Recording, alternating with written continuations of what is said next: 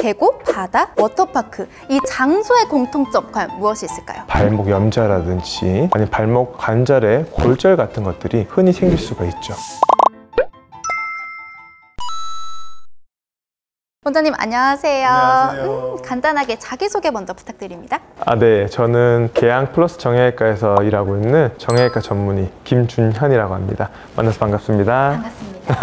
원장님, 제가 인터뷰를 시작하기 전에 퀴즈 하나 내려고 하는데요. 제가 말하는 거에 어떤 공통점이 있을 겁니다. 그 공통점을 찾아주시면 돼요. 먼저 계곡, 바다, 워터파크. 이 장소의 공통점 과연 무엇이 있을까요? 물이 좀 있고 아무래도 여름철 휴가지 같은 느낌이 좀 드는데요. 맞습니다.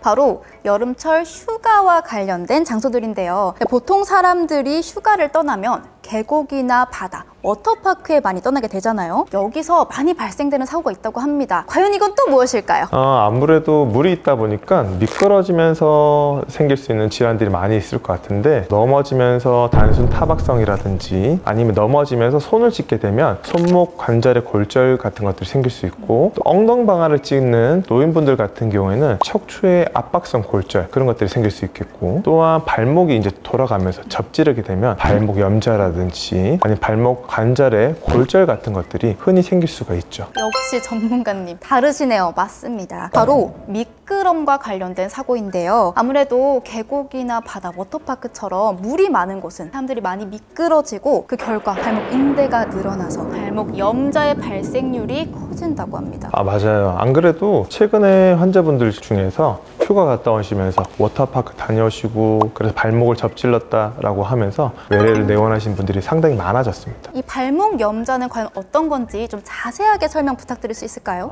제가 모형을 하나 준비했는데요. 너무 신기해요. 우리 흔히 이제 발목 염좌라는 것은 급성인대 파열이라고 얘기하시면 될 것 같습니다. 보통 환자분들이 발목을 접질렀어요, 아니면은 발목을 삐었어요, 이런 식으로 해서 외래를 오시는데, 여기 발목 모형을 보시면 이렇게 바깥쪽에 인대가 있고 안쪽으로 인대들이 구성되어 있는데, 환자분들이 보통은 발을 이렇게 안쪽을 접지르면서 바깥에 있는 인대들이 끊어지면서 또는 파열되면 이런 것들이 급성인대 파열 또는 이제 발목을 접질렀다 염좌라고 우리가 흔히 말을 하는 거거든요. 보통은 염좌가 생기게 되면 발목 주변으로 해서 발이 좀 붓고 또 피멍 같은 것들이 들고 또 아프고 주변으로 눌렀을 때 압통도 생기는 그런 증상들이 나타나게 되죠. 그럼 우리가 흔히 말하는 나 발목 삐끗했어, 발목 삐었어, 발목 접질렸어 하는 것들이 다 발목 염좌라고 생각하면 되는 거죠? 발목 삐었다, 뭐 삐끗했다, 염좌 다 같은 말입니다. 다만 걱정해야 될 게, 우리가 염좌로 오셨는데 환자분들 중에 간혹 골절이 발생하는 분들도 있거든요. 심하게 접지른 분들 같은 경우에는 이렇게 심하게 접지르게 되면서 발목 외측에 있는 우리 흔히 바깥쪽 복숭아뼈와 안쪽에 있는 안쪽 복숭아뼈, 여기를 잘 부러지게 되고, 다섯 번째 요 발등뼈의 기저부 요쪽 부위도 잘 부러지게 됩니다. 그래서 단순하게 접질렀다고 해서 그냥 염좌는 아니고 그 부분에 대해서 정확하게 엑스레이라든지 이런 것들을 촬영을 해서 골절이 있는지 없는지 확인하는 것이, 또 감별하는 것이 중요하다고 볼 수 있습니다.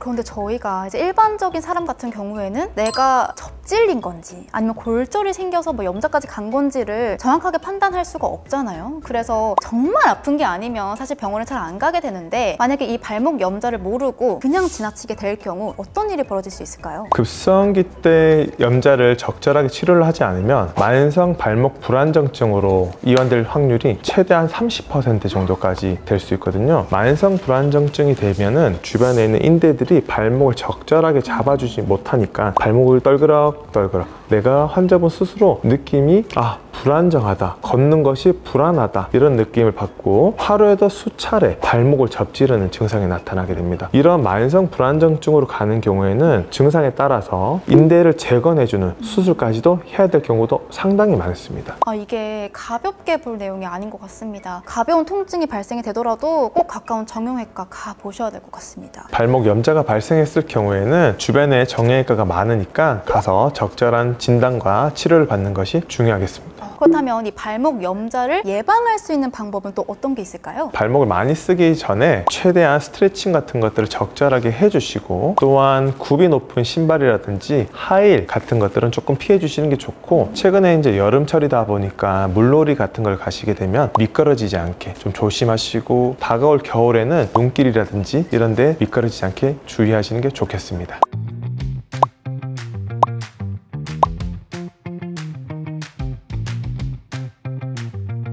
감사합니다, 원장님.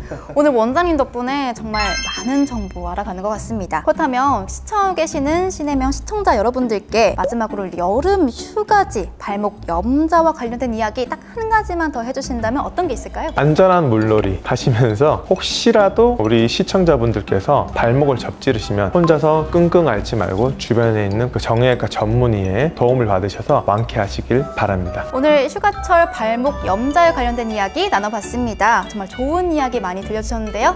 원장님 감사합니다. 감사합니다.